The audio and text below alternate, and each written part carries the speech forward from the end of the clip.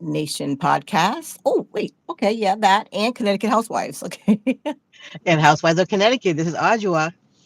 Yes. So, oh, we are so happy with the people that are able to join us. And thank you for the new subscribers and the people who stay long and watch the video all the way to the end. We'd like for you to like, comment, and subscribe. And you're gonna have to forgive our vibe today if we're not as happy and bubbly and cheerful as we usually are. Nothing major. It's just like our kids would say, life just be lifing. Okay. Facts. So Yeah. um yeah, so life just be lifing. I mean, we even last night, my husband, I didn't want to call my sister and wake up her household. But it's like my husband was on his way home from his second shift and the car just stopped running. So he had to call the AAA and you know, and then so I'm like, well, how am I going to be able to find you on the highway? He said, well, just keep going north. When you get to that certain exit, then you have to turn around and come back because I'm facing southbound. I'm like, okay. Or maybe it's vice versa. He was heading, yeah, I have to head south. And then when it gets to a certain point, turn around and head north to come back on 95. But so I woke up. My son wasn't even asleep because you know how these teenagers they don't sleep. They run on air and air, Air and energy. I don't know. air and energy exactly. Yeah. I Hmm. went to tell him, hey, if your dad calls us back, you might have to get in the car with me to go pick him up.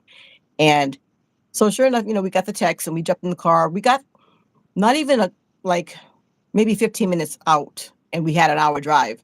And my husband texted me back. So the weird thing is back What's during the weird COVID, I thing? don't know.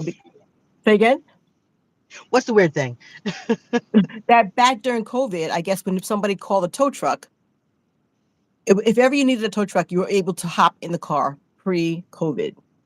You Yeah. just hop in the truck, they put your car on, pull it on, whatever they have to do.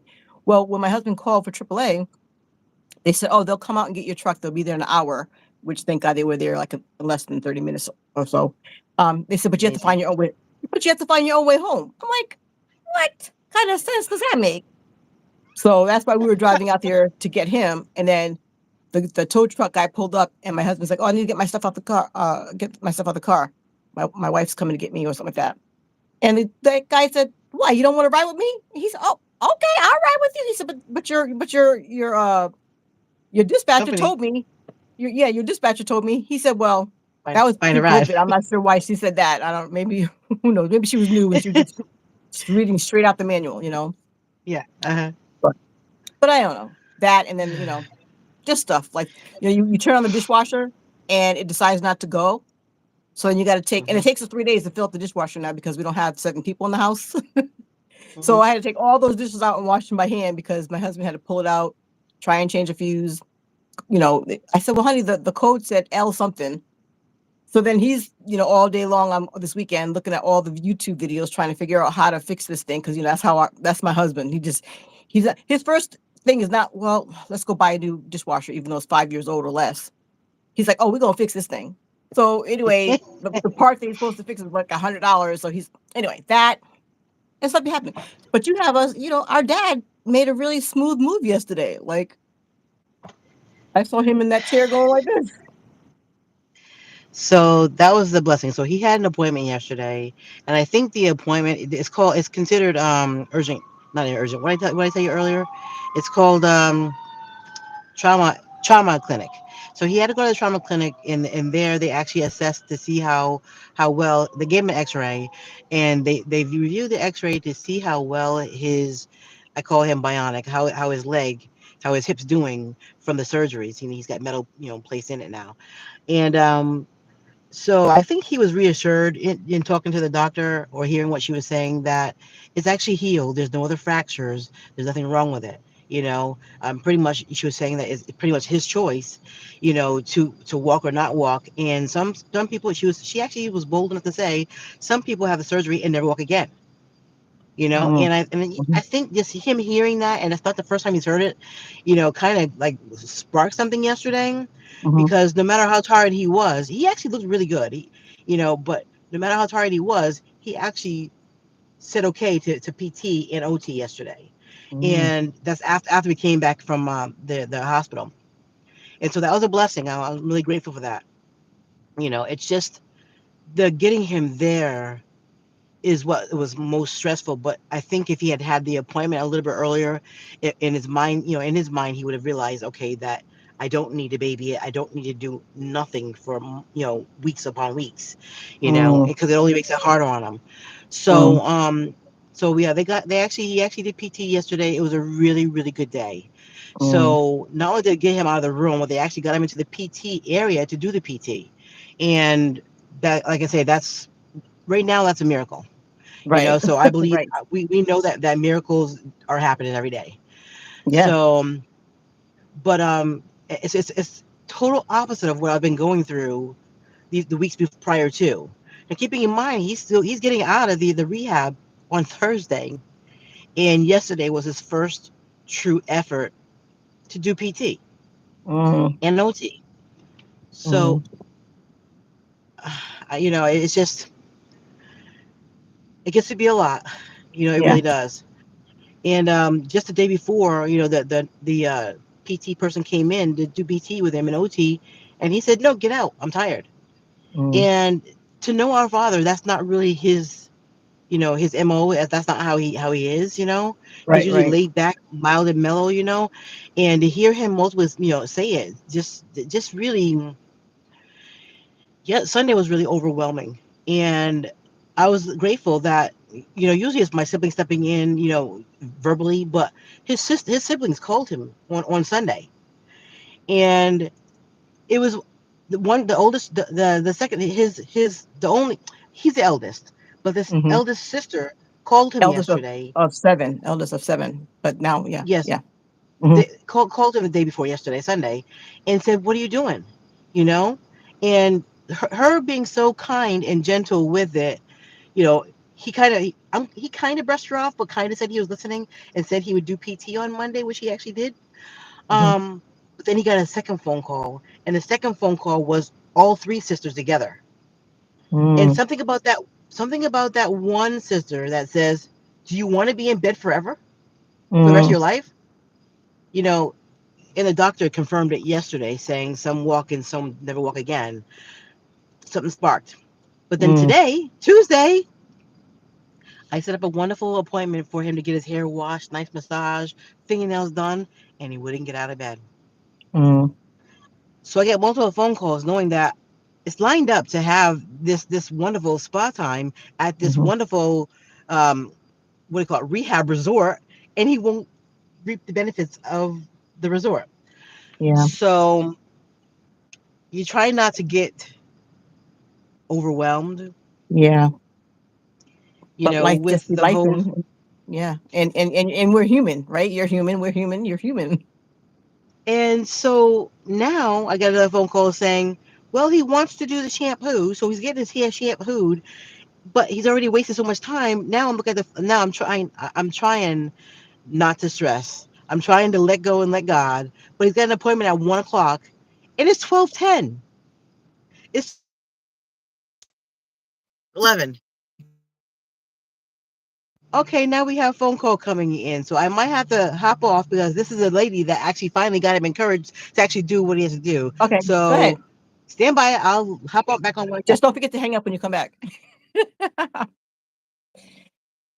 So, guys, I'm putting in the hi, Lucille. You still there? Hello, my friend. Thanks for coming in. Um, yeah, this is well. So I guess this month, for the month of May for us, even though it is actually mental health awareness. And I don't know. My question is that I put in my title for the video is what to do when parents experience what mental trauma from aging. I don't know. That might be a good theme to put for this here because it's a lot. I mean, I know that I have friends. I know that I have friends who say that God never intended us. We were supposed to live forever.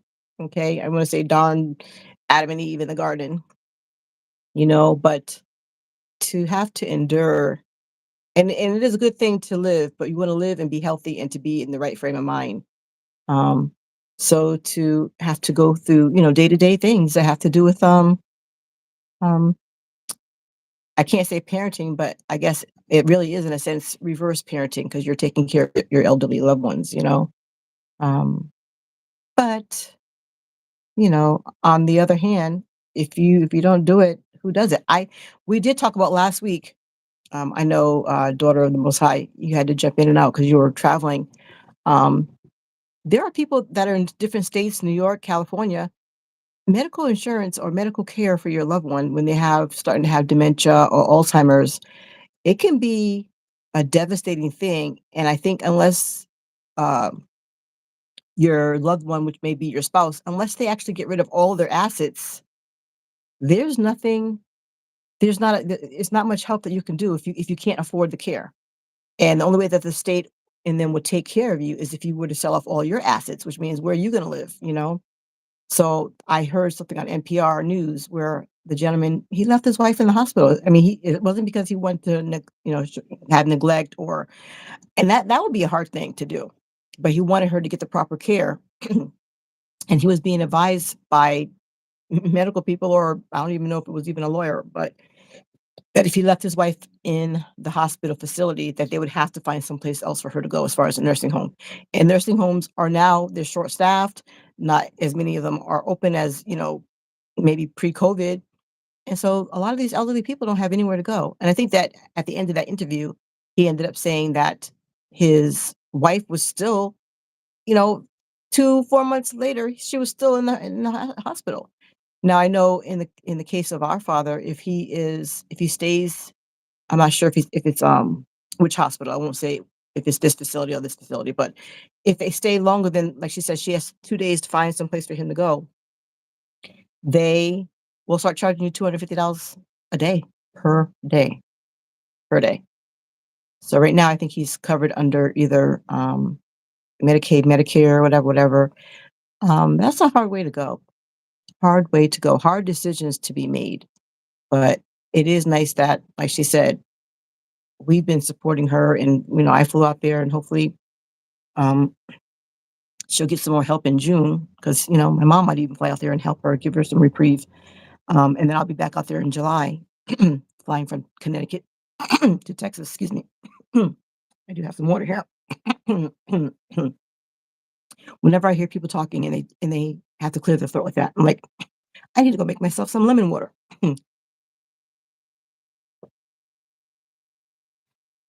So yeah.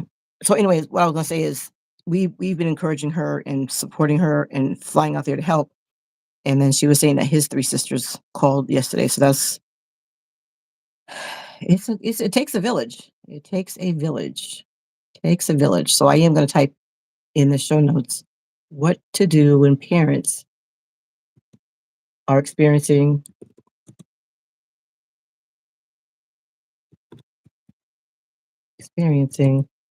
um trauma.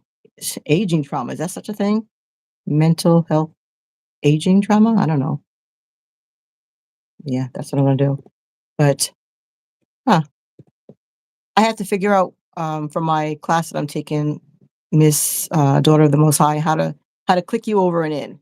We'll have to have you give us a chat.